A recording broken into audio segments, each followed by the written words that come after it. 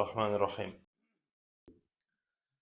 В принципе, если так внимательно прислушаться к наследственному праву, то там не так уж сложно. Просто надо запомнить некоторые цифры. И быть надо точным и внимательным.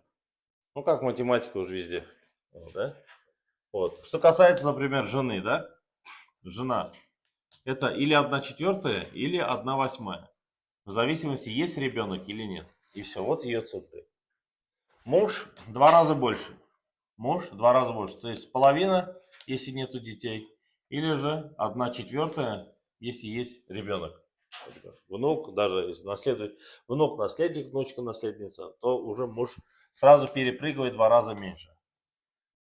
Дальше пошли. Отец. Отец. 1/6. Если нету сына у покойника, тогда плюс остаток. Плюс остаток. Если есть сын, остаток. Если есть сын, то значит довольствуется 1/6. И все. И мать. Мать. 1/6, если есть ребенок. Если нет ребенка, то 1/3 перепрыгивает. Но отец всегда выигрывает за счет остатка. Кроме масаля, как мы называли, масаля у Марии, кроме, когда есть отец, мать, или же или жена, или муж, в зависимости от покойника или покойницы, то в этом случае жена или муж умирает, если покойник, жена остается, жена забрала свою долю, и отец и мать потом делят что? Между собой остаток. Все. Потом мы пошли с вами на прошлом уроке, кого разбирать? Разбирали еще дочь, на прошлом уроке начали, дочь, она 1/2, да? Значит, дочь сына, внучка, дочь сына. То же самое параметры дочери берет, если нету дочери или сына. Дочь сына получает сколько? 1/6, если есть дочь. А так, если нету дочери, то тогда будет брать так же, как и дочка, 1/2. 1/2. Что касается уже, мы разбирали дочерей, да? Потом перешли к сестрам. Сестры. Сестра. То же самое, 1/2. Если их 2, значит 2/3, как дочери, то же самое. Потом, что мы еще взяли? Если есть брат, то с братом, понятно, 2:1. Что еще? Если сестра и дочь остается, то остаток. Остаток от кого? От дочки. Это на прошлом занятии все есть, все на уроке проходили. Давайте сейчас на примере. Умирает покойник. Остается отец, мать и жена. Жена, брат и сестра. Брат и сестра. Давайте все, которые мы с вами проходили. Первый случай, только вверх идем. Вернее, брат и сестра не здесь надо писать. Давайте вот здесь. Брат и сестра. Брат и сестра получают наследство? Почему? Жена? Жена, она вообще ни при чем. Отец есть. Отец есть, поэтому они что? Все. Отец есть, брат и сестра уже здесь не получат. Жена сколько берет? 1/8. Почему? Нет у покойника вниз. Поэтому детей нет. Жена 1/4. У нас какая масаля осталась? Масаля о Мария. Жена получает 1/4 и уходит в сторонку со своими 25%, да? Все. Остаток 75%. 75% делят мать и отец в соотношении x, 2x. И все. Да? Мас'аля у Марии получился.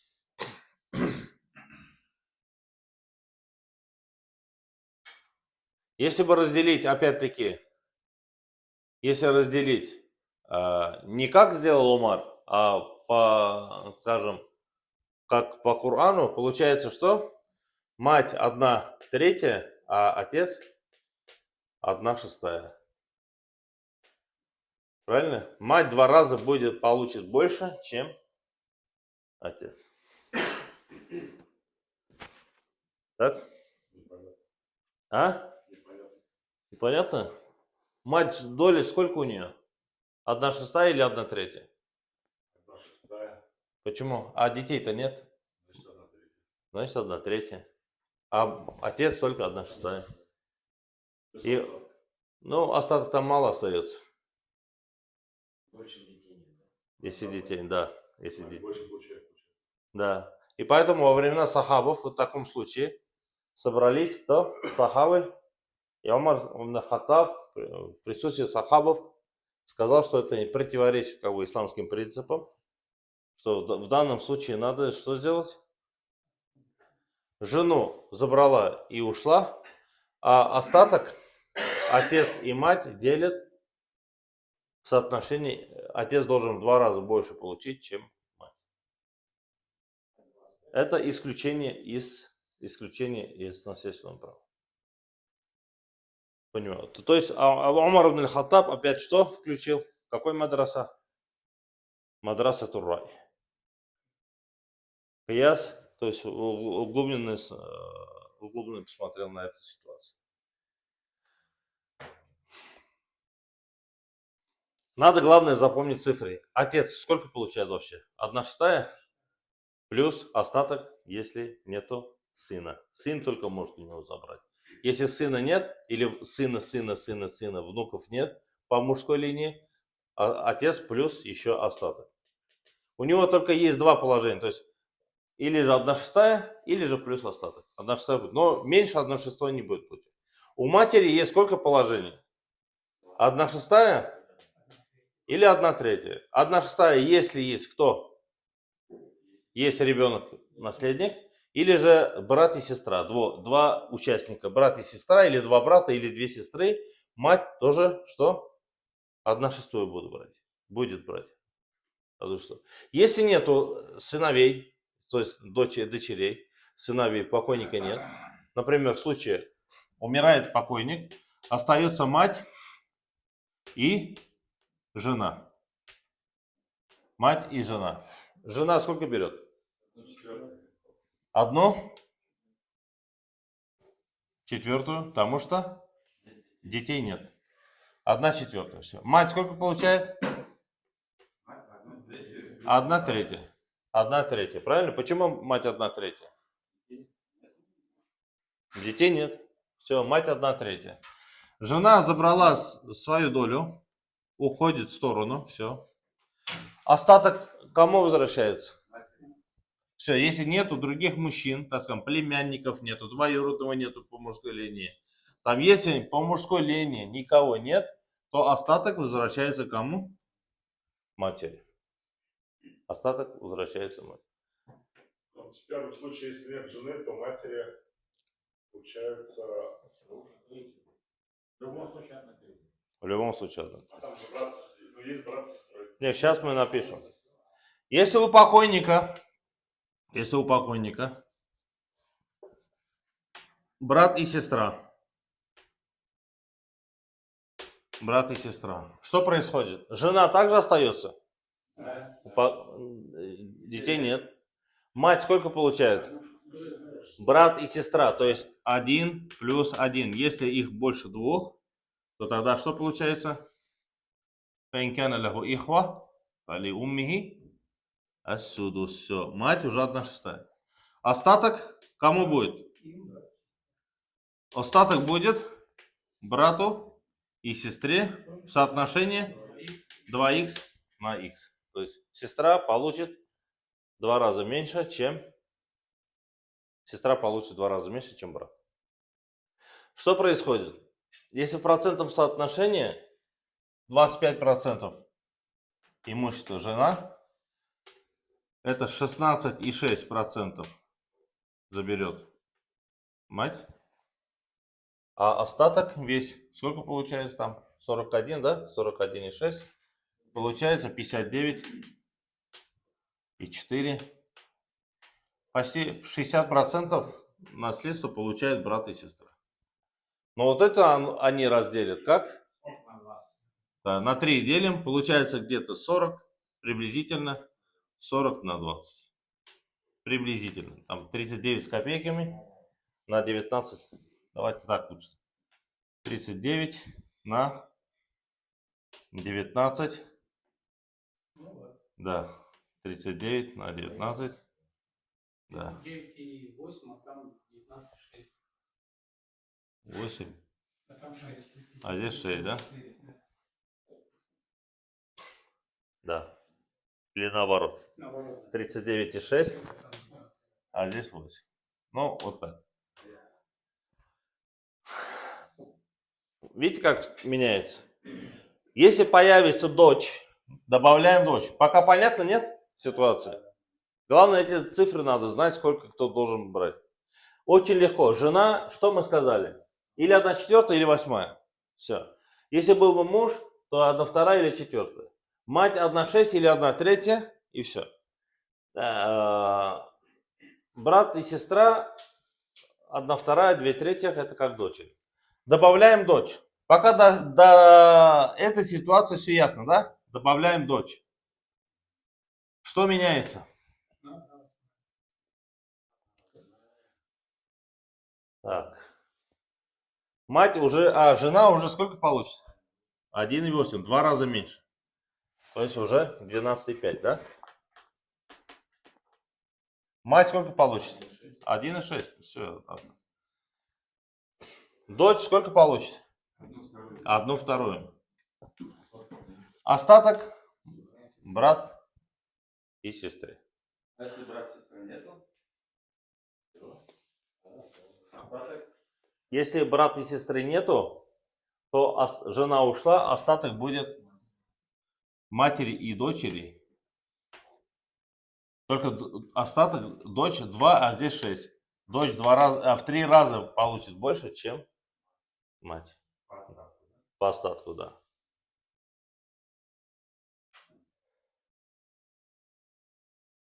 Еще вопрос можно? Можно. Семейное положение наследников роль не играет? Нет. Вообще. Их то, что женат, он не женат. Кого еще можем добавить сюда?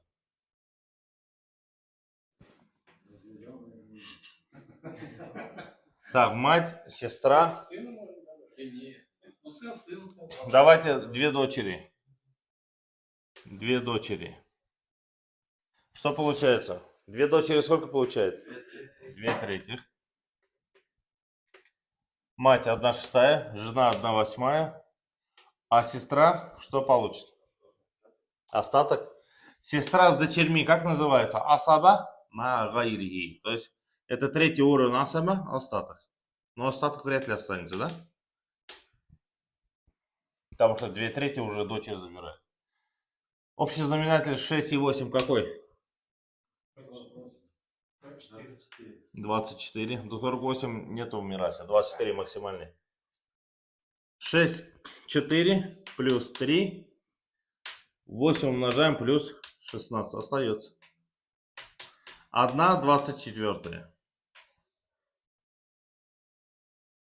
То есть сестре будет 1/24. А если был бы брат? Что тогда? 1/24 бы они бы разделили между... Да. 2х В 2 раза меньше. Да. Да, 1/24 надо будет им разделить. Да. А? На 3 разделить, Да. 2, Да. 2 икса брату, 1 икс. Тогда это что получается? 1,72. Сестра. А брат сколько? 2,72 будет. А? Да, надо. Там сам. До этого момента мы с вами дошли, уже все, да? Еще пример возьмем. Давайте или сегодня будем в основном примеры пока разбирать, да? До намаза.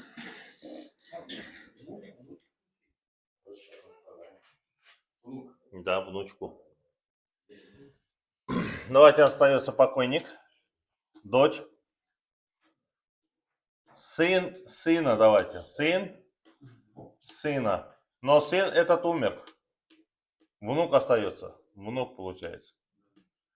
Сын сына остается. Вы покойник или покойницу назвали? Пусть будет муж сейчас. Женщина умирает. Отец и мать. Отец и мать. Отец сколько? 1/6. Мать 1/6. Муж 1/4. Там может ребенок. Дочь 1/2. Да? А сын сына остаток. Правильно? Правильно. Общий знаменатель 4, 6, 12. Значит 2 плюс 2 плюс 3 плюс 6. Что получилось? 13 тринадцатых, остатка внуку не остается.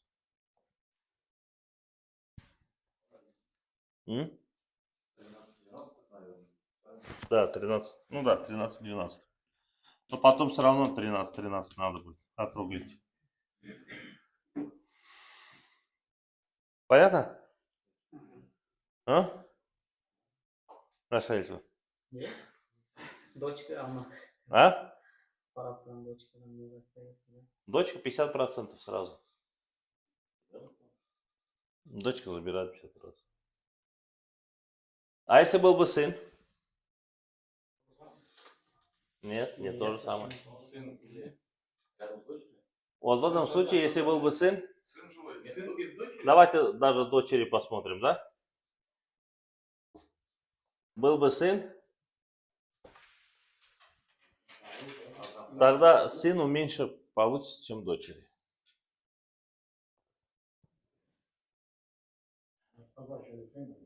Ну давайте, да, сейчас. Вот дочь, мы сказали, сколько?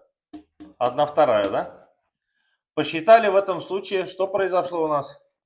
Мать, отец, муж, дочь. Общий знаменатель 12. Да. Мать сколько получается? 2 доли, правильно? 12. Отец 2 доли. Муж 3 доли. А дочь 6 долей. Равно 13. 13, да? Давайте деньги превратим все это, чтобы быстрее нам было понять. Например, если 130 тысяч остается, чтобы нам легче было считать, 130 тысяч, ну 1 300 000 или 130 тысяч. Мать сколько получается? 2 доли у нее. 1 доля 10 тысяч, правильно? 1 доля 10 тысяч. Мать 2 доли, значит мать получает 20 тысяч. Отец 20 тысяч. Муж 30 тысяч. А дочь? Сколько? Нет. Дочь 60 тысяч. Все? 60 плюс 20 плюс 20 плюс 130. Дочка получила сколько? 60 тысяч. Запомнили? 60 тысяч. Поэтому не зря беременность надо смотреть как на дочку, беременность смотреть как вдруг сын родится или вдруг дочь. Вот в этом случае, сейчас давай сделаем вместо дочки сын. Вместо дочки будет кто? Сын. Какой распорядок такой же будет? Сын будет остаток, правильно? Но только здесь уже ситуация будет по-другому. Остаток. Дочери нет. Единица опять 4 и 6. Сколько? 12? 12 плюс 2 плюс 2 плюс сколько? 3. Равняется сколько? 4, 7. Остается 7 двенадцатых забирает у нас что? Отец, мать, муж. Правильно? Сын 5 двенадцатых забирает кто? 5 двенадцатых получает, забирает сын. 130 делим, 130 тысяч делим на 12. Калькулятор у кого рядом? Равно 11, да?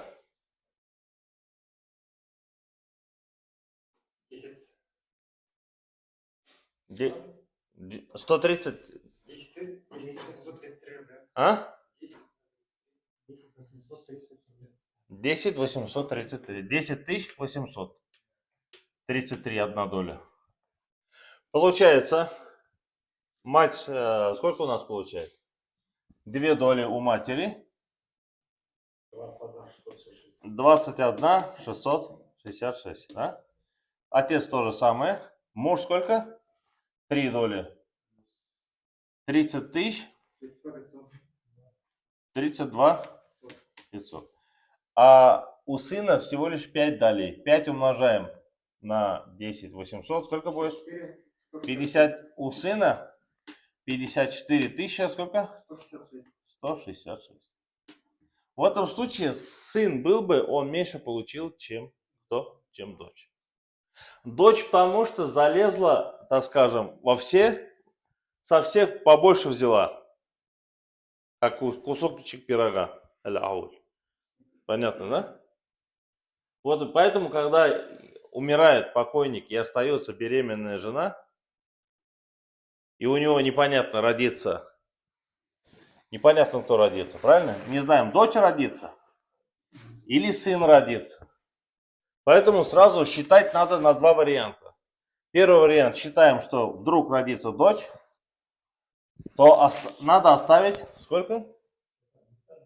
60 тысяч, да. Вот у него денег остались, то дочка в этом случае получает больше, чем родился бы кто? Сын. Поэтому надо не 54 тысячи оставить в резерве, а надо оставить кто? 60 тысяч. И пока распределяем по такому принципу, где меньше получают. Пока забрали они по 20 тысяч, забрали, они 32 даем, а 30 только отдали. А вот эти, вдруг, если родится уже потом сын, тогда сыну меньше, а вот эти доли потом надо будет довозвращать. Вместо 20, одну 100, ну это так, мы от 130 тысяч. А представляете, если там несколько миллионов? Там же уже не по 1000 надо возвращать, там уже может где-то даже миллионами возвращать надо. Поэтому вот это сын и дочь, видите, не всегда может быть так, что сын может получить больше, чем дочь. Понятно? Поэтому вот этот вариант беременной жены остается до рождения сына. До рождения ребенка. В этом случае у нас дочь получила больше, чем сын. Это только в тех случаях, где что? Вот такая цифра происходит. Вместо 13 что? Происходит что? Ну, это очень редко, что сын может меньше получить, чем дочь. Это вот таких, потому что в остальных случаях сын будет лишать всех остальных. Если будут сестры, сын их будет просто убирать с дороги и все. Дальше пример. Давайте я вам сейчас начну с легких примеров, и вы сейчас мне сами будете решать. И будет повторение, то время сейчас есть у нас. Алхамдулилля.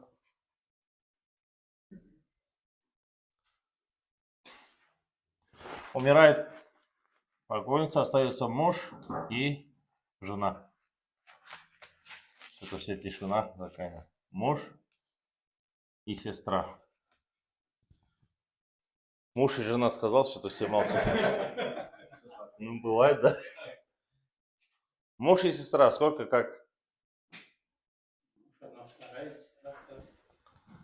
Муж 1/2, Потому что нет. Сестра? Нет. У нее нет остатков. Остаток это тогда, если у покойницы была бы, то дочь. Вот тогда остаток писали бы. Если нету дочери, тогда она одна вторая. А если был бы сын, и сын одну вторую, а сестра уже... Давайте добавим, пока никому не мешает, мать. Мать сколько? Одна сестра. Не две сестры. Мать 1/3.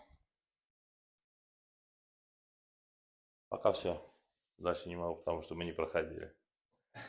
Вот так женщин только когда собираешь, там цифры очень такие огромные получаются. Так. Умирает. Пока все понятно, да? Остаток кому хочет получается. Остаток здесь какой остаток? Здесь остатка вообще нету. Муж половину забирает и сестра половину. А мать еще 1/3 просит. Тогда получается 6. 3 плюс 3 плюс 2 равняется 8 шестых. Равняется 8 восьмых. Надо на 8 разделить. Надо будет. Остатка здесь нету. Наоборот, уже у всех уменьшается доля. Еще пример. Умирает покойник, жена и отец. Жена сколько? 1/4. Ребенка нет. Отец? 1/6 плюс остаток.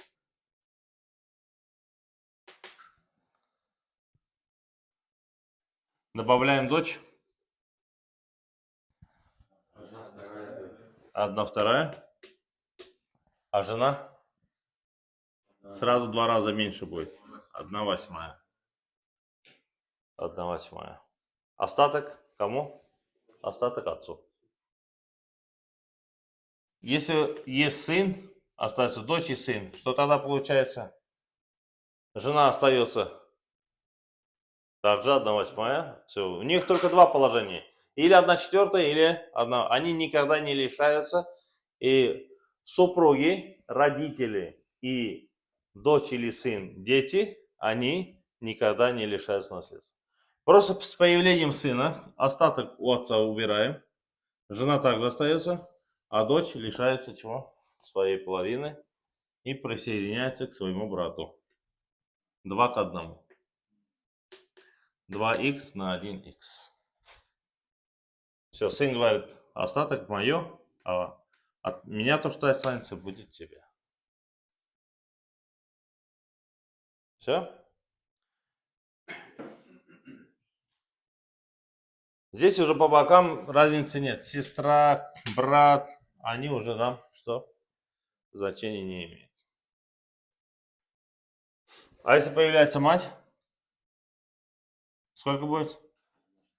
1/6. Значит, опять остаток будет что? Меньше. Потому что родственников все больше. Но, в принципе, только вот они, отец, мать и супруга, только они, которые что? Берут наследство и могут уменьшить у детей. Остальные все родственники, они не относятся к... Сын их просто всех скажет. Вот троих только наследников сын не может убрать. Родителей или супруга. Супруги. Это особенно. Еще пример.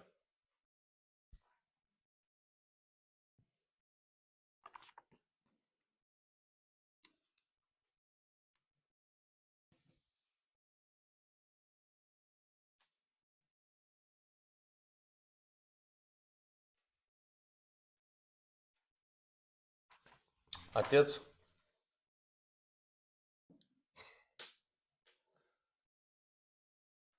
Отец и сын. В принципе, все уже здесь. Отец и сын. Сколько получается? Отец 1/6, сын Остаток. У сына нету вообще никакой номера. Остаток сын. И есть дочь сына.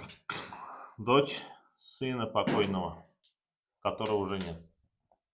1/2 или что? И 1/6? Сколько будет? Внучка, получается, да? Дочь сына. От другого сына. Дочь. 1/6. 1/6? 1/6.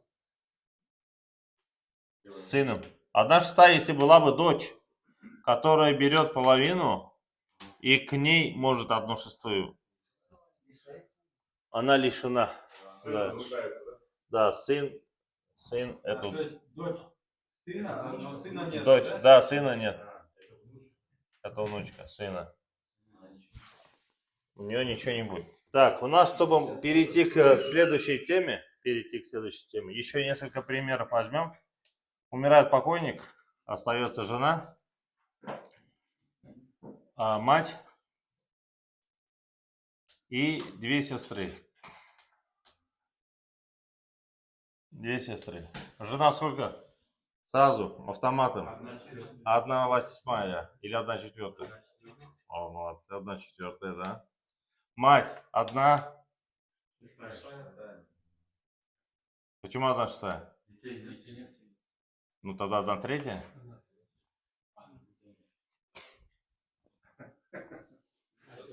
А? 2 сестры есть. Во, тогда 1/6. Я вас слушаю. Я пишу то, что... Сейчас новое правило придумали. Да, не надо придумывать, все уже придумано. 2/3. 2 сестры, 2/3. Так, мать, проверяем, мать 1/6. Почему? Потому что 2 сестры, жена 1/4. Почему? Не 1/8, потому что детей нет. Если все, остальное нам не важно. Дети есть, нет. Жена, муж только так.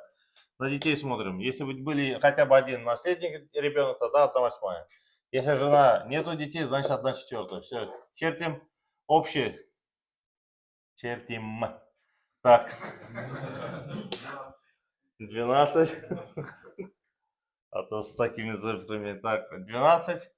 Здесь 3 плюс 2 плюс 4 умножаем плюс 8.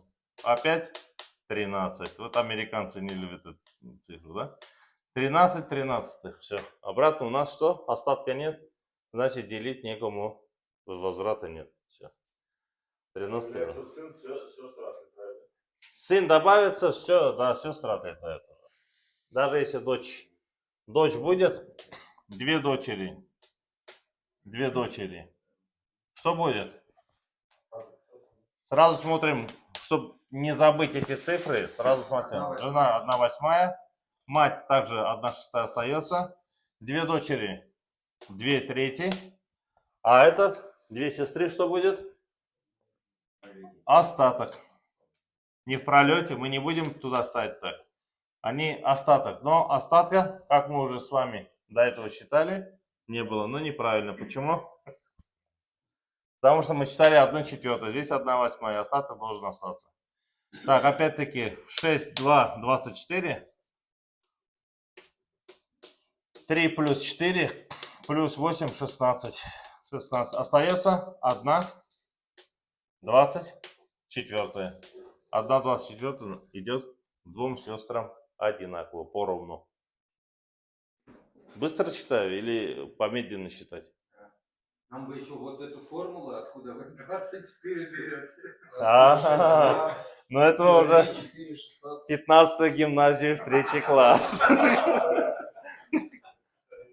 А?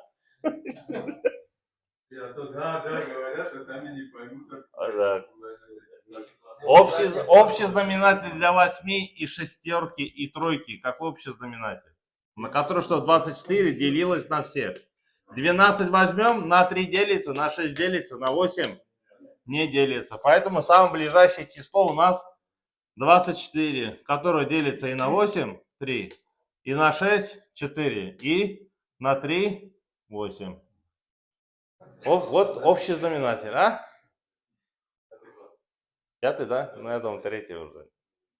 Почему две дочери, две трети? Две дочери это по Корану, две дочери.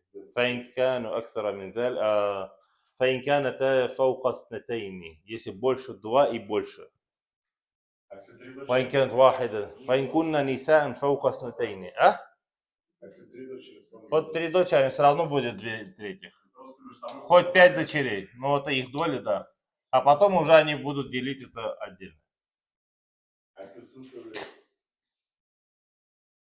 Один сын, как две дочки. Не, две дочери. Сын появляется, они ничего не получат.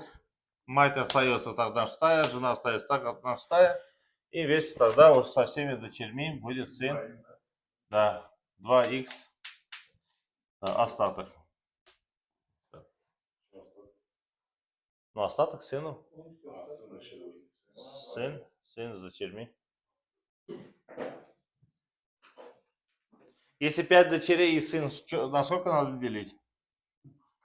На А? 7. На 7. То есть сын это у нас, Два дочки. да, если 2 сына, 4 дочки. значит как будто 4 дочки считаем. Да, 2 сына. Надо тогда разделить остаток на 9. Это уже чисто арифметика. Так, еще пример. Еще пример. И, иншаллах. Так, умирает покойник. Остается кто?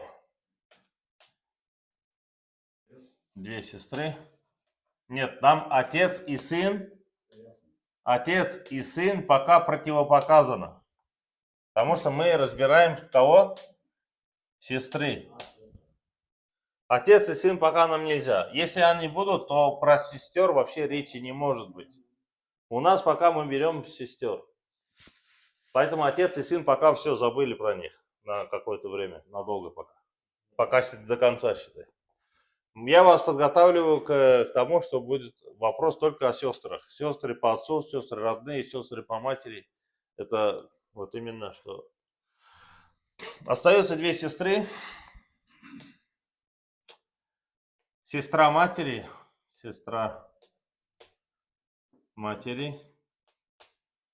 и сестра отца.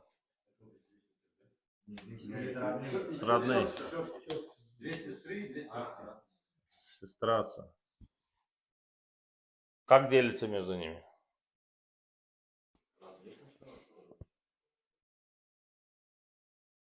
Две трети сестрам. Сестры выше. 2/3 сестры. Остаток куда? Сестра матери или сестра отца? Надо не... да. Как хороший юрист, сначала надо думать. Сестра отца это кто? Это их, да, сестра. Это асхабуль фарайд. Асхабуль фарайд. Это те, которые определены доля по Корану. Сестра отца это кто? Это Только по мужской линии. Завиль Архам. Это женская линия. Это женщины. Нет, женщины. А здесь вообще женщины по женской линии. По женской линии. И это тоже, они все входят в Завиль Архам. Или давайте лучше Зуль Архам напишите, так легче будет. Зуль Архам. Зуль Архам. Зуль Архам. То есть они не упомянуты в Коране или в хадисах. Завиль Архам. Пока есть у нас Асхабуль Фарайд, пока есть у нас тот первый уровень, который упомянут в Коране, то ихва, фаинкана лаху ихватун, то остальным женщинам, что? Ничего не будет. Остаток 1/3. Остается же 1/3. 1/3 куда вернется? обратно же к сестрам, асхабуль фараид. Аль-фараид. То есть тем, которые есть доля по Корану. А если у покойника есть сын, дяди, по кому? Отцу, тогда остаток 1/3 кому? Будет к ауля раджулин закар. То есть, или ауля варисин закар. Первому ближайшему родственнику мужчине по мужской линии. Если он есть. Остаток. Две сестры забрали свою долю. Они, две сестры, забрали свою долю по как? По Корану, правильно? Остался остаток. Остаток смотрим. Если мужчины по мужской линии. Мужчины по мужской. Сестра по отцу это не мужчина. Логично, да? Да. Это зуль аль-архам, не харам архам. Завиль архам, называется рахм, это матка. Рахм. Рахим, милосердный. Рахм, это матка женщины. Рахм, матка, живот женщины. Поэтому Аллах Субхану ва Тааля говорит, я объединил свое имя милосердие, милостивого, с названием женской матки. И кто обрубает или кто отрывает родственные связи, он отрывает и отношения со мной. Ман ката рахма катахтуху. То есть Аллах Субхану ва Тааля, поэтому рахам, вот это рахам, милость, милосердие и милостивый, имя Аллаха милостивый. И также живот женщины, матка женщины тоже исходит из одного корня. И говорит, я объединил свое имя, свое качество милостивого с тем же словом, что и живот матка женщины, живот матери. Поэтому аль-архам, живот матери, считается, то есть родственники по какой? Женской линии. По женской линии. Вот это называется завиль архам. А чаще какие комментарии добавляете? Вот. Есть. Вот. Чтобы вы не путали харам от архам. Это да, совсем большая разница. С сестрами мы с вами на прошлом уроке, родными сестрами мы с вами взяли.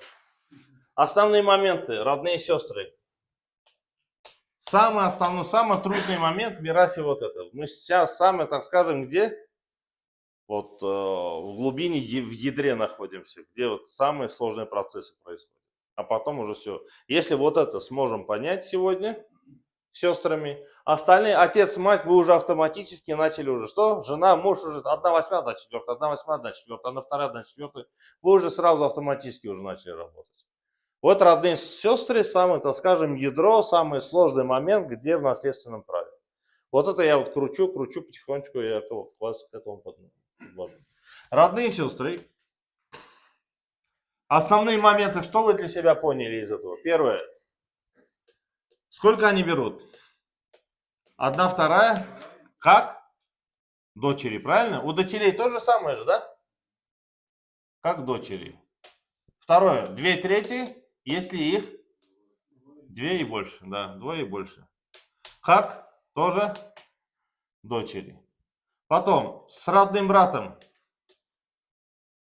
Братом асаба. Асаба как? Бинавсихи или же бигайрихи. Асаба, они по себе, сами по себе асаба, или асаба с кем? С братом. Значит, асаба бигайрихи. Гайрисе белян, правильно? Что такое гайр? Другой, с другим. Бигайрихи. Асаба бигайрихи с кем? С родным братом. А брат, он сам, мужик сам по себе, асаба бинефсихи, он сам по себе. Отец сам по себе, бинефсихи. Nefsisi bilen, сам все. Сын, он, ему сестра не нужна. Он сам бинефсихи. Отец, ему никто не нужен. Если сына нет, он сам себе мужик. Любые мужики, они все бинефсихи, сам по себе. Дочки с мужиком будет бигайрихи, бильгайр. С родные сестры с дочерьми. Это асаба с кем? Ма'a гайрихи. Женщины ма'a, с кем-то они. Би и ма'a, конечно, одно и то же почти. Дочь или дочь сына, да? Би это слитное, ма'a это с кем-то рядом. Это когда у покойника есть дочь и сестра. Дочь сколько получает? 1/2, она ни на кого не смотрит. Главное, чтобы не было кто? Сына, с брата родила, чтобы Бигари не помешал. Все, дочь 1/2. Сестра сколько? Остаток? Остаток из-за чего? Потому что асаба, дочь ее делает, что? Она, смотря на дочь, асаба, она будет возьмет остаток. А если у нее будет плюс брат,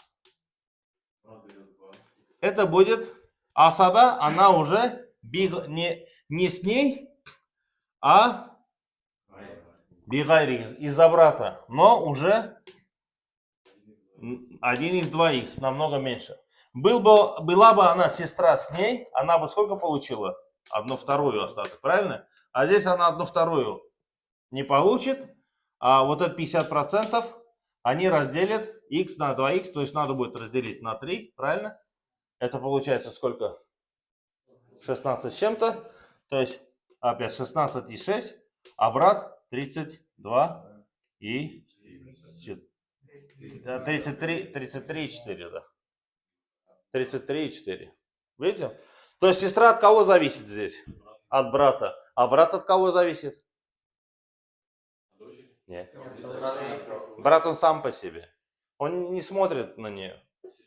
Неважно, будет она, не будет. Если она не будет, он все равно остаток заберет, правильно? Как первый близкий мужчина. А если сын будет? Он сам по себе крутой. Любой мужик, самый близкий родственник, он бинефсихи. Асаба бинефсихи. Он сам по себе крутой парень. Все. И он получает остаток. В этом случае остаток они вдвоем делят и 2 к 1. То есть 33 и 3 ей, а 66 и 6 ему. Сестра зависит от брата, а брат он сам по себе. Просто хочется сказать в подсознании, пока дочь 1/2 не возьмет, они что? Шевелиться не могут. Вот, то есть подсознание. Но это только после дочери. Дочь сначала по Корану свою долю забирает, остаток уже идет к ним. Так. Самые основные моменты родных сестер мы взяли? Так, с родным, что вы говорили, Да. родным братом и дочерьми. Да, затем Агайри. Например, умирает покойник, остается дочь.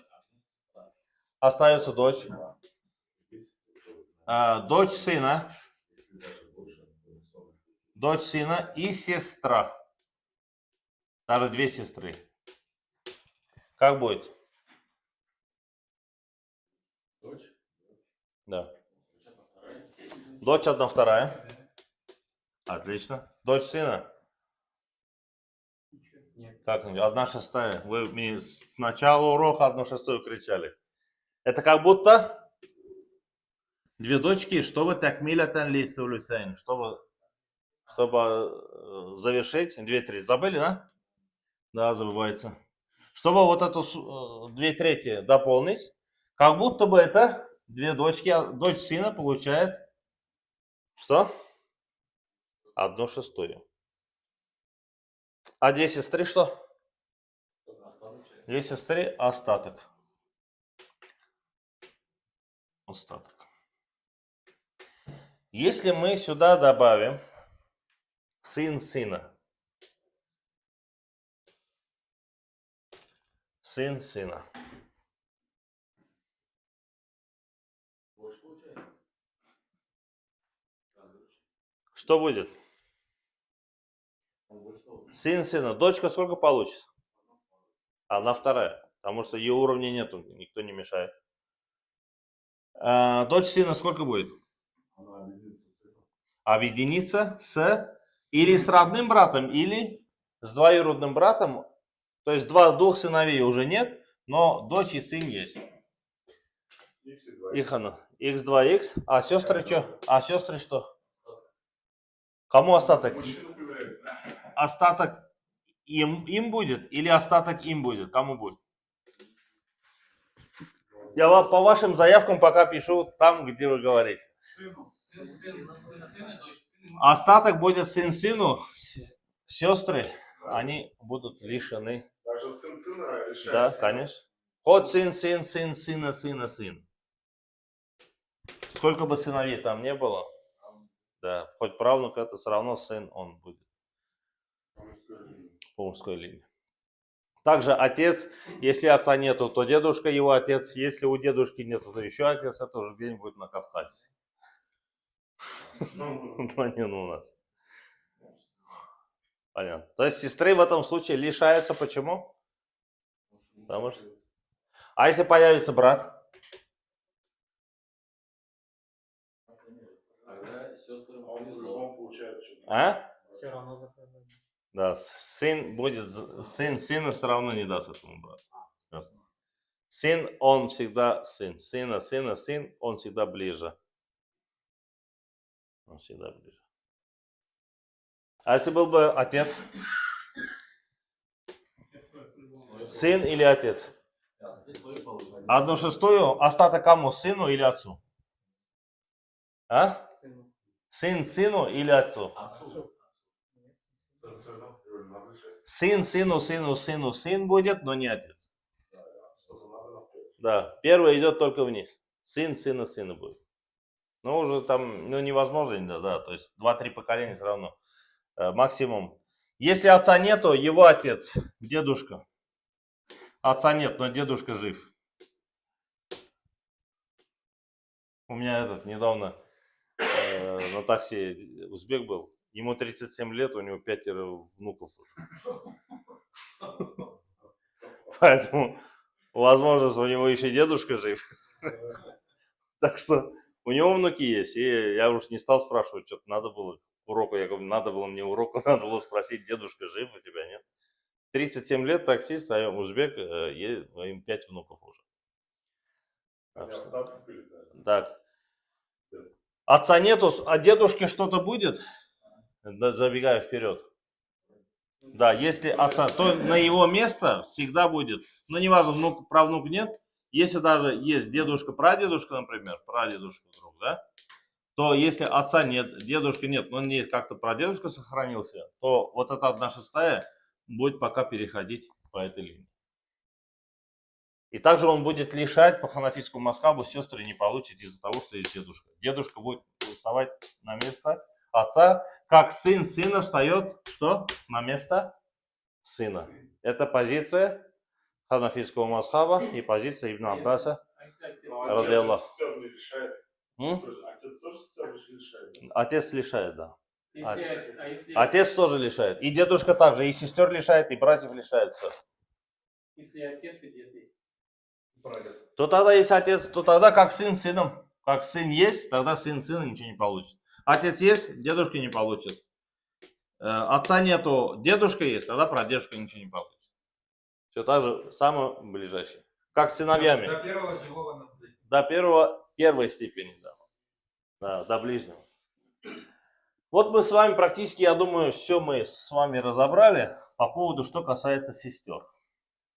Но сестры бывают у нас не только родные, да, с родными. Бывает, что сестры по отцу, есть сестры по матери. В жизни разные бывают, да? Так, у нас... А? Молочный? Молочный нет. По молоку у нас наследство не идет. Коровы. По молоку только. Да. По молоку только творог и сметана.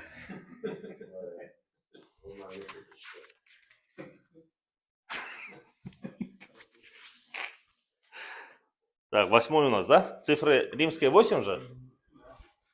Римская 8. Раз, два, три. Так, сестры. Сестры по... Нет, не сводные, отцу. Потому что по матери есть еще. А? Переписали, мы галочку перевернули. А, ну да.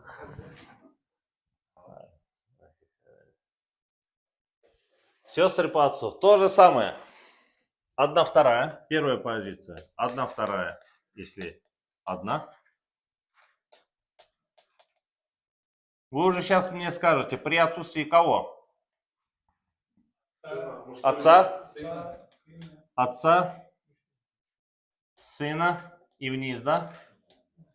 Отца, сына. Брата. А? Брата. Ну, брата родного.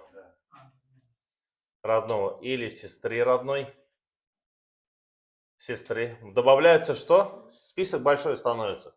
Родная сестра есть, уже 1/2 кто получит? Сестра по отцу или родная сестра получит? Родная сестра. Вот. Сына, брата, родной сестры. Еще кого нет? Понятно, сына. 1/2 получит, если есть дочь. Дочь. 1/2. 1/2 достается только одной женщине. Вот. Дочери. Потом, если дочери нет, но есть дочь сына. Внучка, дочь сына.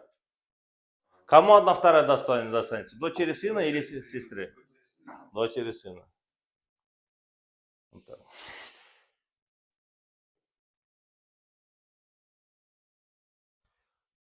Список длинный становится, да? Потому что пока до нее очередь дойдет, потому что очень много что.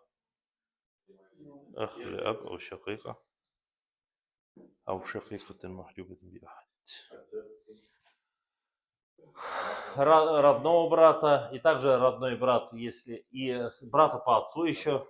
Ну, этот список можно, иншаллах, мы запомним. То же самое, второе, 2/3. 2/3, если их 2 и больше. 2 и больше. Также тут те же самые условия, правильно? Если нет отца, сына, брата, родного брата по отцу, сестры, родной сестры, вернее, дочери сына. Угу.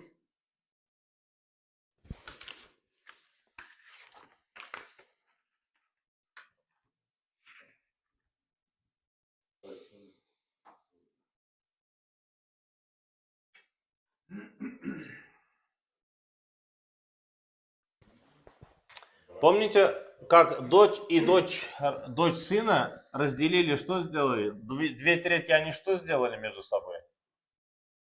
А? Вот покойник, остается дочь и дочь кого? Сына. Дочь 2/3, дочь 1/2, а дочь сына такмилятан ли сулусайн, чтобы дополнить 2/3, 1/6 берет, чтобы они вдвоем, как будто бы 2 дочери, что делает? Кого-то 2 дочери дополнить 2/3. Если родная дочь забрала половину, а дочь сына берет 1/6, как будто бы это 2 дочери, чтобы забрать долю 2/3. В данном случае, в третьем случае, то же самое.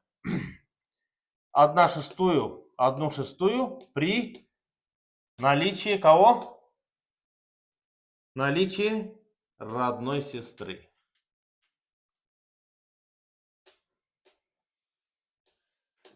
Родной сестры. Покойного, да? Не. Родной сестры. При наличии родной сестры. Как 2 дочери, здесь как будто 2 сестры. То есть покойный, да, покойный, понятно. Покойный умирает, остается сестра.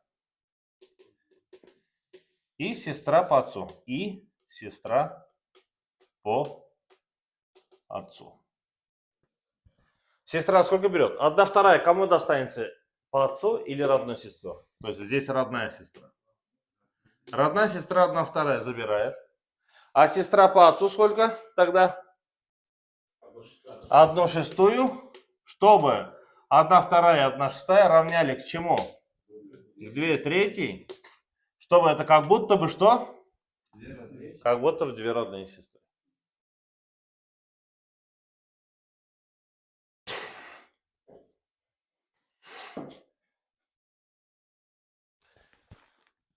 Такой же процесс, как идет с дочкой с внучкой. Здесь родная сестра со сводной сестрой или с сестрой по отцу. Такой же процесс.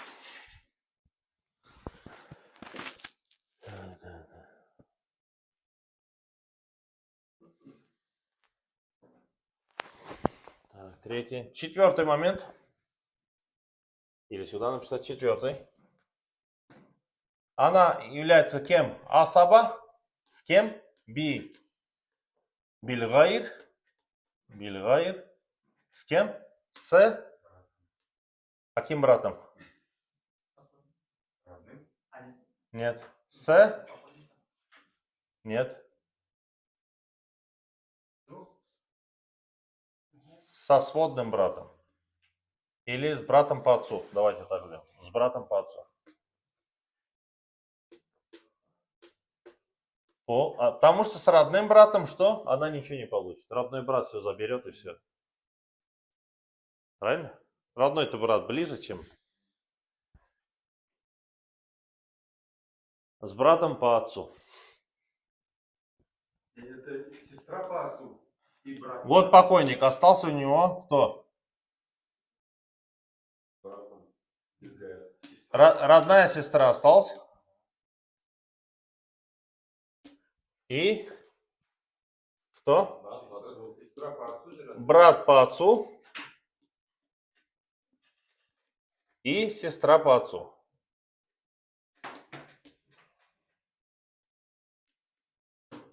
Сестра по отцу.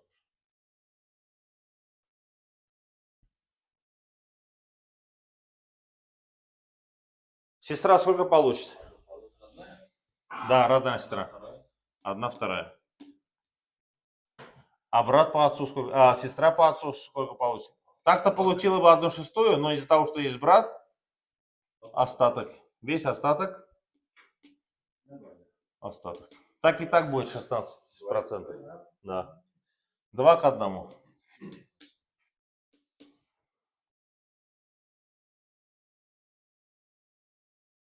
А если дочь появляется вот здесь? 1/2. Дочь 1/2. А сестра по отцу что? Родная сестра сколько будет? Не. Родная сестра?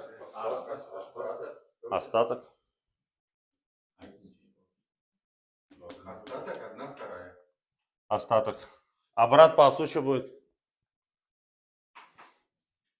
Им ничего не... Остаток, но ничего не остается. Им уже ничего не остается. Да? Им. Дочь забирает половину. Остаток забирает асаба, сестра. Да, вот они уже остаток забирают. А брат по отцу здесь уже, или сестра по отцу уже ничего не получает. Правильно? А если дочери нет, то тогда сестра 1/2. Допустим, еще мать. Мать одна. Сколько? 1/3 или 1/2? 1/6, 1/5? Сколько? Одна. Почему 1/6? Не 1/3. Дочки есть, да. Это же сестра, дочка матери получается. Не, да, это вообще, брат по отцу, это вообще ее не касается. Это все по отцу идет. Сестра сколько получает? Родная сестра. 1/2. И брат по отцу и сестра по отцу что? Остаток. Остаток, все. А вот здесь такой момент. Брата пока убираю. Брата пока убираю. Здесь две сестры.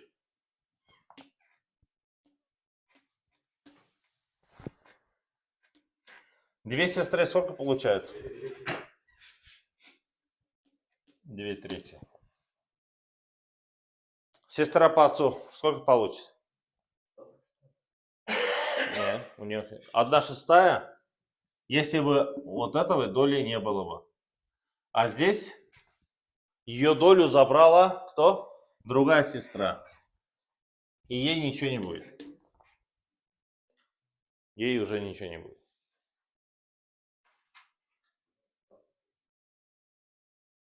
Поняли?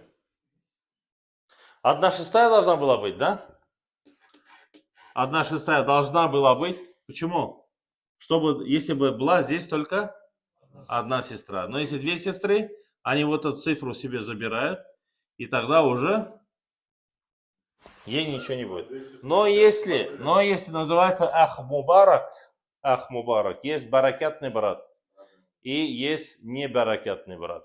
Вот здесь в этом случае, если появляется брат, если был бы у нее брат, то тогда остаток 1/3 ушла бы кому? Им с братом вместе с сестрой из-за баракятного брата. Да. Брат тоже по отцу, да? А брат обязательно брат по отцу. Если был бы родной брат, если у покойника есть родной брат и брат по отцу, кто возьмет родной брат 100%. Все. Неважно, там есть сестры, нет, уже не знаю. Ну, если сестра есть, будет делиться с сестрами. Если сестер нет, то все, остаток весь к нему. А если сын?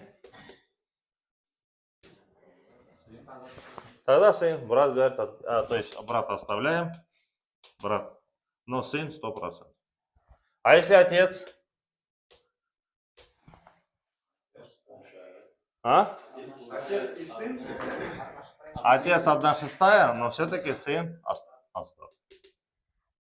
Вот так, это уже, ну, среди мужчин это легко. На мужчин 15 минут, и мы все поймем. Там все четко и ясно. Цифр? А? Тяжело женщинам. Да, с ними там считать надо. А так с мужиками всегда быстро договариваешься. Ага, ты брат, все, сын, все, брат отдыхай, отец, хоп-хоп, сын, все, понятно. Поэтому оставляется на это 15 минут на мужиков. Мужики быстро разбираются, кому что надо. Вот с сестрами понятно, что здесь сестра по отцу, она 1/6 взяла бы, если была здесь одна сестра. Если две сестры, то две сестры ее что делают? Закрывают. Все. Две сестры ее лишают. Две сестры лишают кого? Сестру по отцу. Две дочери лишают дочери сына ее наследства. То же самое с дочерьми. Например, покойник, остается кто? Две дочери и дочь сына. Из-за того, что есть две дочери, они что делают, дочери сына? Они говорят, тебе ничего не будет. Если опять-таки на ее уровне появится кто? Сын сына. Или ее брат, или сын сына. Вот тогда они остаток уже туда перекинется. Из-за мужика просто. Так, мы асаба с братом разобрали. Асаба с братом разобрали. Осталось у нас пятое. Асаба ма'аль-гайр.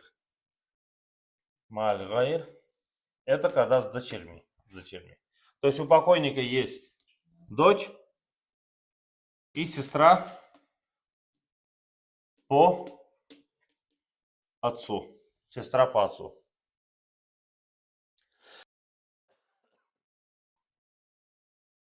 Дочь сколько получит? 1/2. А сестра по отцу? Остаток. Остаток, да. Как сестра. Просто нету сестры родной, значит сестра по отцу. То же самое. Неважно, здесь дочь или же дочь сына, то же самое, да? А если добавим дочь сына, Дочь сына сколько получит? Дочь сына. Дочь сына получит 1/6.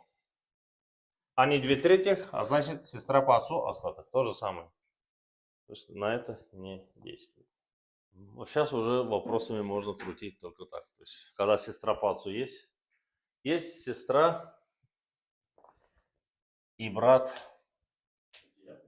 Да, 9.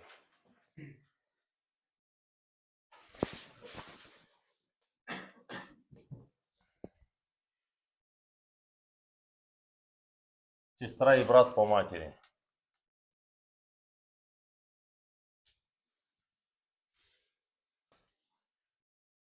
Единственный случай, когда сестра и брат получают одинаково 1x, это когда они по матери, они одинаковые. Единственный случай, когда мужчина и женщина одинаково получают одного уровня, правило 2х не работает. Это когда они братья, брат и сестра по матери.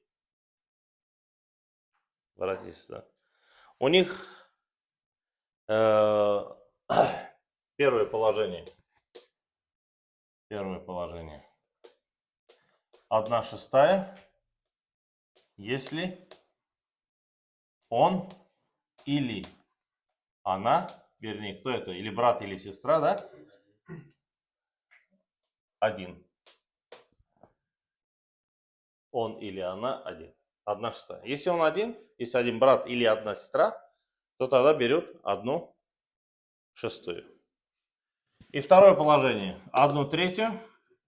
Фахум шурака уфиссулус. Они, если 2 и больше,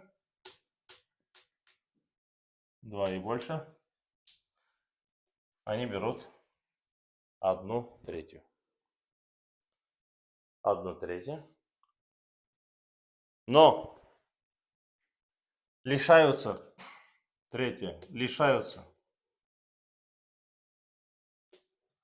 наследства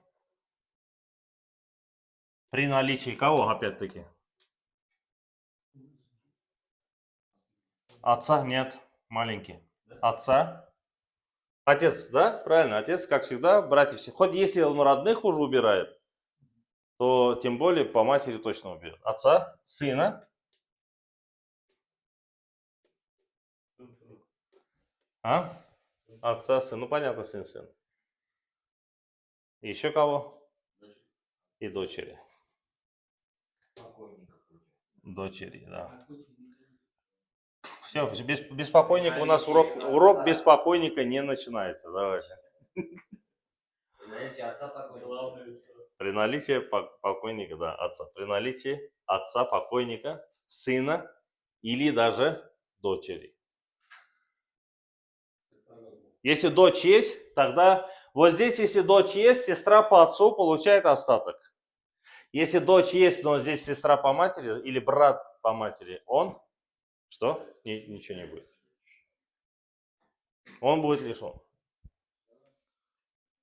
сына или дочери.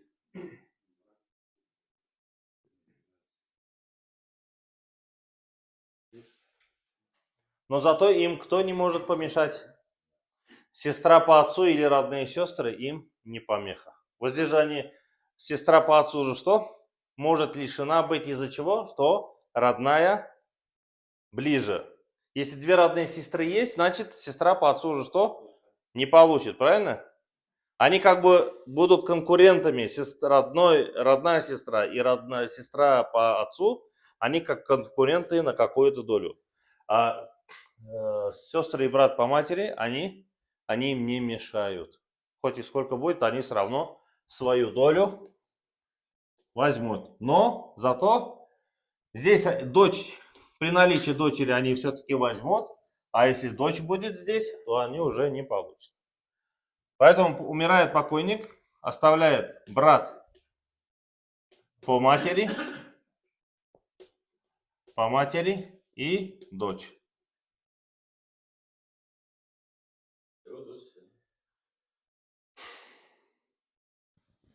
Дочь 1/2, Остаток куда? Плюс обратно остаток ей же. Остаток будет ей же. Здесь поэтому не важно, брат или сестра или что. Следующее. Мать. Мать покойника. И две сестры по матери.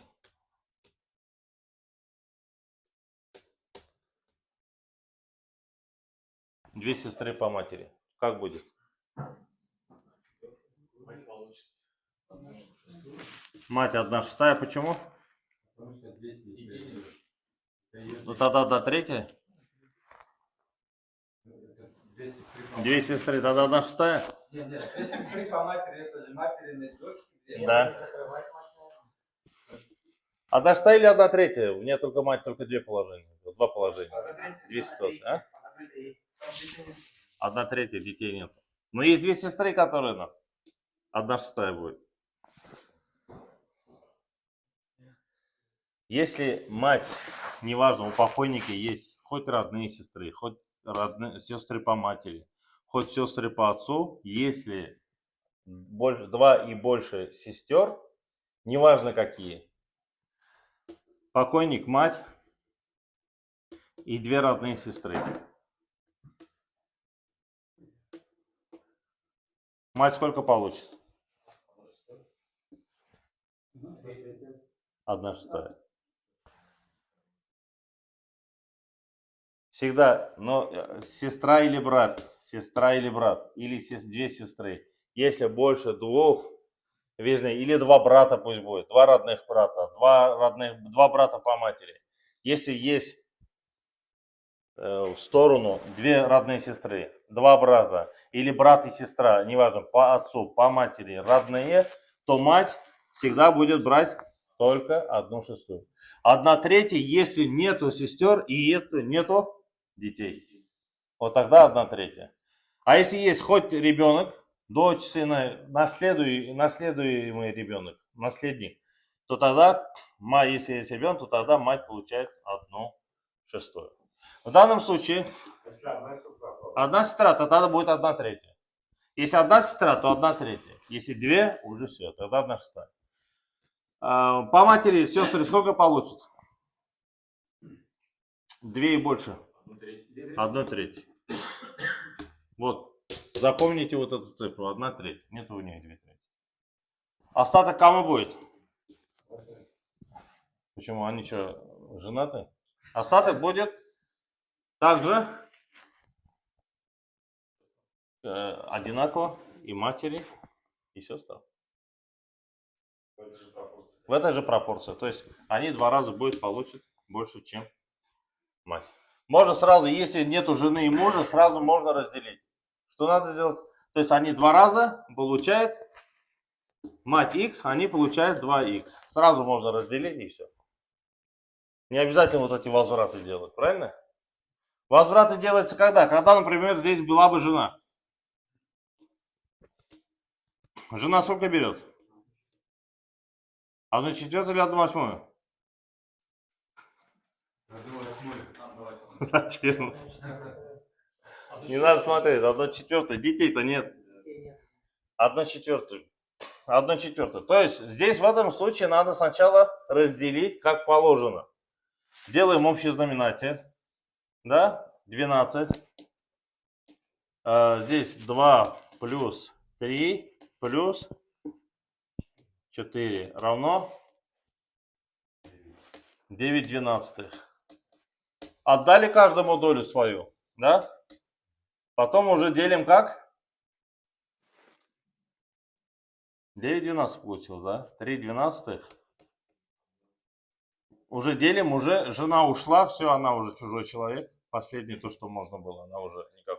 Тогда уже 3/12 обратно возвращается к матери и к сестрам в соотношении 2х. Можно считать по-другому, чисто математика. То есть пример такой. 25% отдали жене, она ушла, и 75% остатка делим в соотношении что? 2 к 1. Здесь. Да. То есть здесь 50% им, А это То есть 25%. все поровну получат. Да. Так получается, все женщины по 25% получают в итоге. Да. А если две родные сестры, сколько у них доля? 2/3. Вот. Видите, в 2 раза больше, чем у сестер по матери. Мать 1/6. Остаток остается? Остается. 1/6 остается, остаток 1/6. И такой же в пропорции, только здесь уже не 2 раза будет, а здесь будет x на 4x, правильно? Остаток можно сразу разделить вот так. X на 4x. Тогда получается на 5, то есть она получает 20%, а они получают сколько? 80%. Если в процентах считать. Так, первый случай понятно, да? Если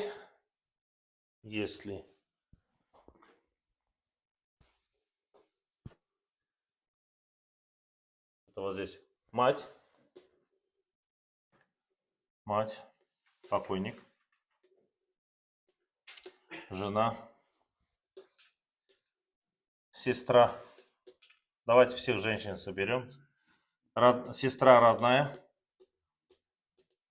сестра по отцу и сестра по матери.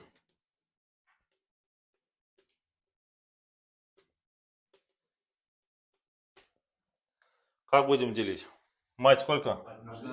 1,6. Сестра, 3 сестры. 1,6. Даже 2 достаточно было. 1,6. 1,4 жена.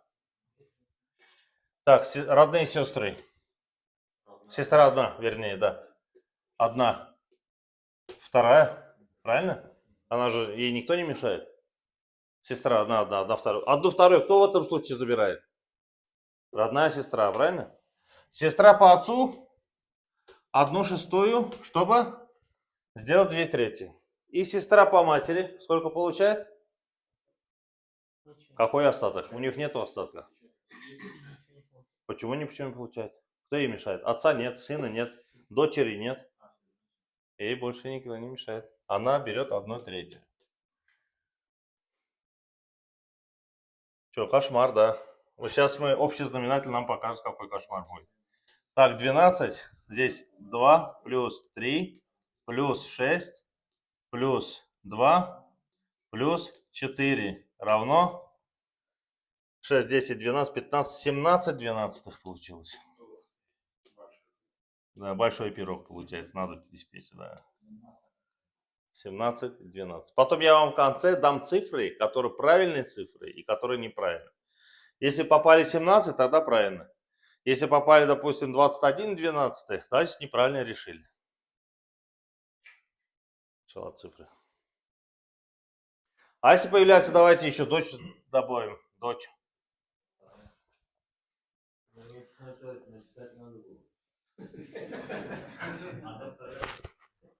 Добавим дочь.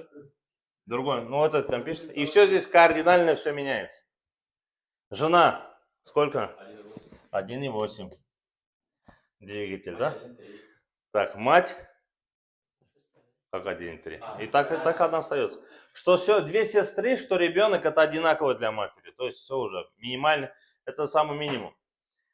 Родная сестра половину, 1/2 дочь кому дает? Дочери. Дочь, сестра с дочерью, они что? Нет, почему не совмещают? У нее совмещать, а 2/3 только может дочь сына здесь. Но ее нет.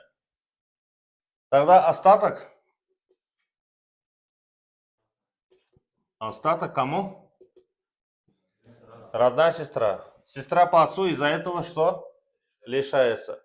А сестру по матери лишает кто? Дочь.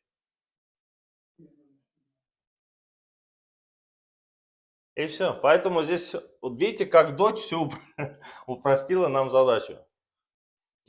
Сестра по отцу не получает, потому что остаток переходит к ближайшему родственнику. А сестра по матери лишается из-за наличия дочери, сына, дочери, то есть наследника. Жену и мать никто лишить досконально не может. И здесь, конечно, у нас и остаток остается. То есть, опять-таки, 2 и 8 и 6, надо будет 24. Так, здесь 4 плюс 3 плюс 6.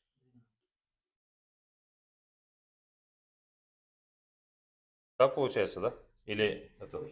А, точно, 12 же, да? 12. Я смотрю, что-то слишком большая цифра остается этому сестре.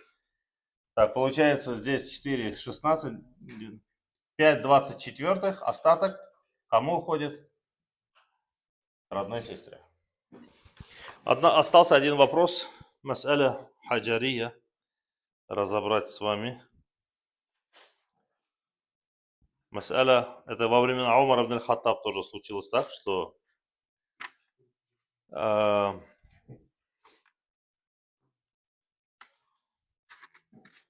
время Умара ибн аль-Хаттаб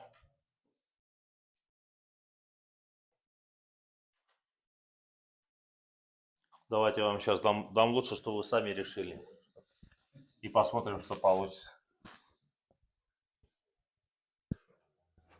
Так, вот самый... И на следующий урок у нас остается, иншаллах, дедушка, это встает вместо отца, бабушка встает на место матери. И все. Вот вам и наследственное право. Ничего такого, так скажем, обычно такого сложного нет. С сегодняшнего урока он был основной у нас такой, так скажем, головоломка такая. Во время Умара ибн аль-Хаттаба случился такой случай. Остался муж. Мас'аля химария, мас'аля хаджария.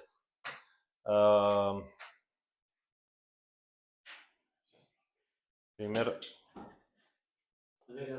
Ослинный вопрос. Давайте даже. Ослинный вопрос или каменный вопрос. Да. Представь, что наш отец осел. Да. Или представь, что наш отец это камень. Так. Мать.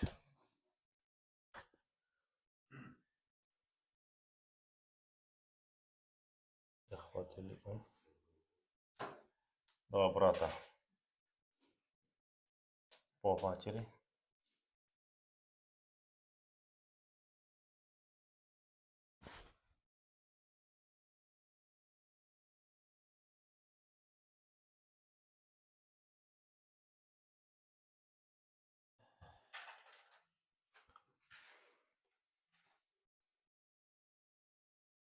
Братья по.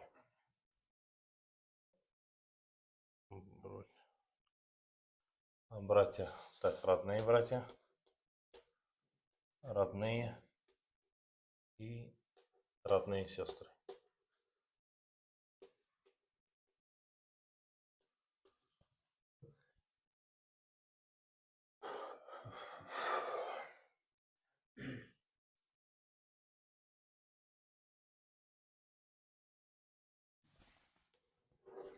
Это вот так. Родные братья, родные сестры, они... Случился такой случай, что остались родные несколько братьев и сестер. Есть родные братья по матери и мать. Муж сколько берет? Почему? Детей-то нет, тогда одна вторая. Мать 1/6. Братьев-то много. Братьев по матери сколько? Если их больше? 2 и больше. 1/3. А родные братья и сестры, они вместе что? Не было бы братьев, что родные сестры что сказали бы? 2/3 наши и все, всем слава Богу, да? А здесь родные братья. Родные братья появились, значит остаток, правильно? Были бы только сами женщины, сказали бы 2/3 мое, наше и все. А родные братья ждут остатка. Начали считать. Общий знаменатель 6. 1 плюс 2 плюс 3 равно 6 шестых. Остатка где осталось? Остатка нет. Все забирает муж, мать и 2 брата по матери. И в этом случае Омар ибн Хаттабу вот эти родные братья и сестры сказали: как мы родные, ничего не получаем, это то же самое, что опять-таки включение принципов ислама. Как мы родные, говорит, не получаем, а родные по матери 1/3, 33% наследства забирают. Представь, что наш отец осел, говорит. Как будто нашего отца нет. Но мы же к этому покойнику по матери такие же. Наша мать этому покойнику. Представь, что нашего отца нет. Это наш отец, говорит, или камень, или вообще отца нашего нет, или наш отец был осел. То есть отца нашего не было вообще. Но мы же с ними, говорит тогда, что? Одинаково будем, если представить, что наш отец, что? Камень. И тогда Умар ибн Хаттаб что сделал? Мужа лишить одной второй. Получится, нет? Нет. Мать 1/6 не получится. Что он сделал? Тогда вы, говорит, муштарака. Вы тогда все, говорит, все вместе, тогда по матери будете. Представьте, что вашего отца нету, или отца что? Как камень, или как будто его отсутствует. И тогда вот эту 1/3 он разделил между всеми родными и по матери, братьями по матери. Всех объединил в одну кучу. Это называется мас'аля муштарак. Или мас'аля химария. Или мас'аля омария. Или мас'аля хаджария. То есть разными, как вы называете. Вот сейчас понятно уже, да? Почему, как все происходит. Все бы изменилось, хотя бы кто бы появился здесь. Ну, сын, он вообще всего бы. Все, да. Вот дочь бы была бы здесь, да? Тогда уже мужа надо убрать 1/4. Дочь 1/2. И тогда уже, ну здесь уже братья по матери ничего не получат. А остаток уйдет куда? Братьям, родным, с сестрами.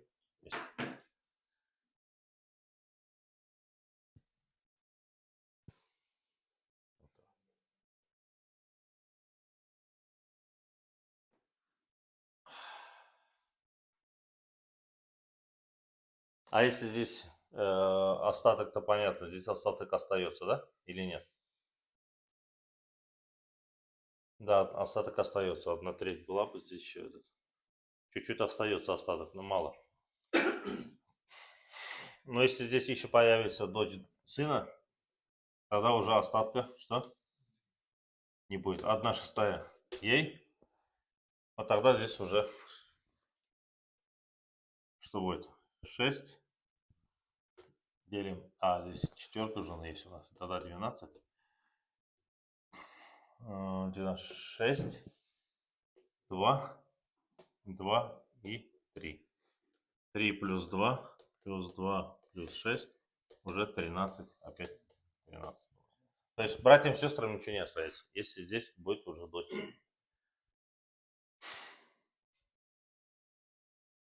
Вопросы или примеры?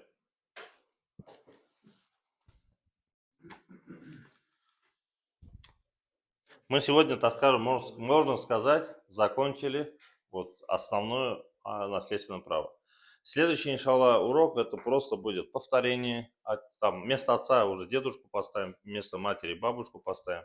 И все, на этом асхабуль фарайд закончится. А потом уже мужчинами разберемся, там кто быстрее, кто ближе. Это уже логически мы понимаем.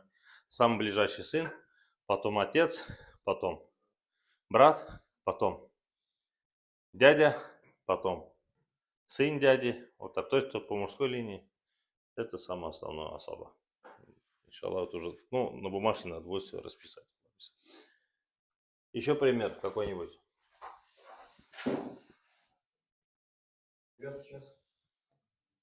Понял? Алзана, ты не было еще? А? Еще 25 минут до намаза. Один пример, и, значит, кто куда. Надо найти длиннющий пример. Чтобы никуда, чтобы эти 25 минут.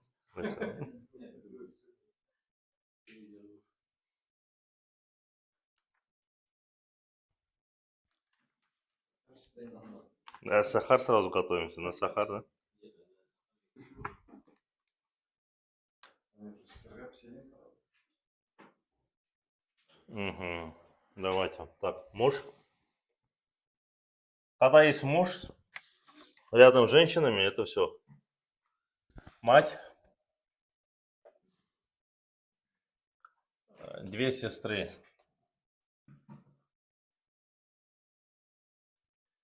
Две сестры по матери. Две сестры.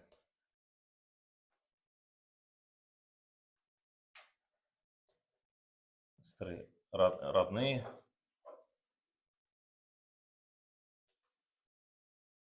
Две родные сестры.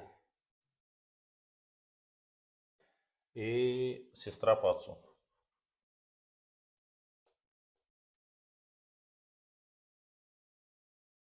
Начали? Муж, сколько? Одну вторую. Муж 1/2, детей нет. Мать Одну. 1/6, сестер хватает. Две сестры по матери пока трогаем или не трогаем? Так, отца нет, сына нет, дочери нет. Все, можно сразу им одну 1/3, да. Две сестры родные. Есть двумя сестрами по матери. Зачем? Две родные сестры, они и так, им никто не нужен. 2/3. Сестра по отцу, что? Сестра по отцу получила бы 1/6, если бы здесь была одна сестра. Если, значит, две сестры, две родные сестры, сразу. Сестра по отцу сразу ставим, что? 0. И тогда считаем. Общий знаменатель здесь 6. Их легко считать, да? Здесь 3 плюс 1 плюс 2 плюс... Как 3? 2 на плюс 4. 6 делим на 3. 2. 2 × 2. 5. И получается у нас сколько здесь?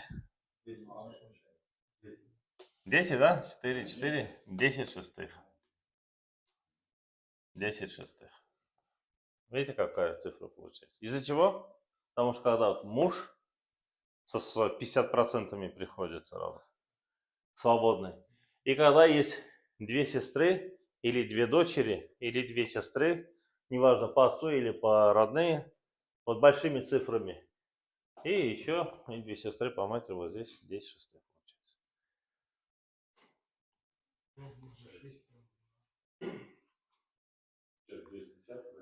10/6 получается, да, на 10 надо разделить. Тогда 10/10 будет.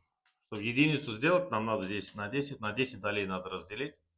И каждому начинаешь по долям уже распределять. Но появление здесь дочери все меняет, как мы уже, да, проходили, все. Многие лишаются. Здесь. Да. Что-то еще хотел вам что-то задать. Забыл. Значит, вам повезло. Две сестры, родная сестра. А насчет брата хотел. Давайте вот так сделаем. Вот баракятному брату взяли. Мы, да, при появлении брата что? Сестер по отцу, брат. По отцу, наверное, да? Если даже у сестер будет брат, все равно здесь у нас 10/10 уже этот. Остаток, да. Остатка вообще никакого нет. Да. В тот раз мы с вами баракятного брата взяли, да? А есть бывает наоборот, что не баракятный брат бывает еще. Все портит, да. Если бы он не был, то тогда... Сначала тоже пример возьмем. Он появляется, он особо превращает. Так-то у них своя доля, например, своя доля есть у женщин. А при появлении брата это уже появляется.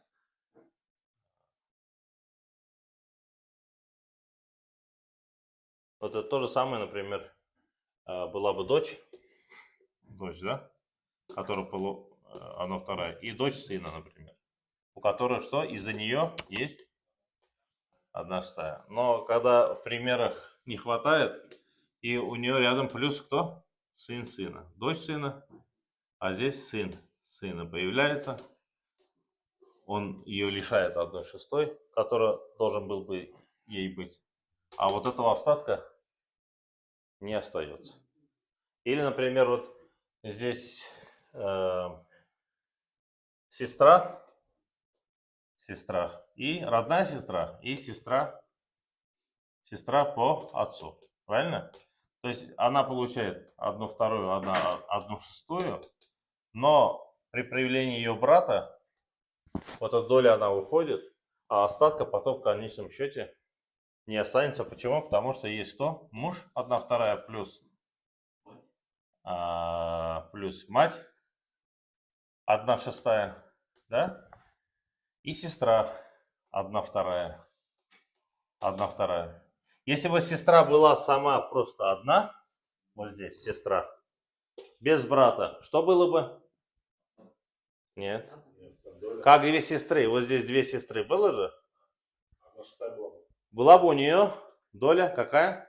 Одна шестая, сестра, здесь родная, а здесь по отцу. Вот пример, да? Родная сестра. Вот муж, в принципе, муж и родная сестра, они уже все забрали уже. Остальные мать эти уже потом лезут, уменьшать доли. Сестра по отцу уже тоже получает, правильно? Откуда они возьмут? Доли. Я на улице объяснил. Чтобы не повторяться, иншаллах. Дополнительный урок брать. Откуда они возьмут?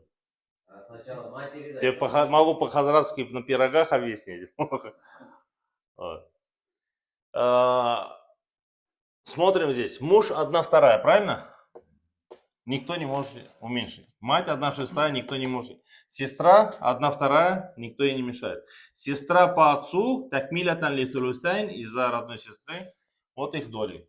Начинаем 6, опять 3 плюс 1, плюс 3, плюс 1. То же самое получилось, да? Или 8 шестых? Да, вот этих у нас нету. 8 шестых. 8 шестых. Все, но все равно в этом случае, если даже не хватает, надо будет 8 восьмих делать. Если не хватает. А если бы у сестры по отцу есть брат по отцу, тогда что получается? 1/6 мы убираем. Пишем остаток. Как, на что похоже? Чуть-чуть. Масаля у Марии, масаля и Мария. Да? То есть вот здесь уже брат остаток. Но как мы знаем, здесь остатка что? Не будет. И потом только делится вот здесь. Здесь не объединишь одну сестру. Да, здесь уже. Потому что они отцу. Все. Им остатка не останется. Понятно? Вот это называется какой брат? Небаракятный брат. Ахун шаум. Ахун мубарак, ахун шаум. Не фартовый, да. В этом случае. Тамам, иншаллах, на следующий урок, думаю, все эти цифры закончим. Аллах бисмилlah. Асхабу фара. В четверг. Да. В четверг, следующий урок.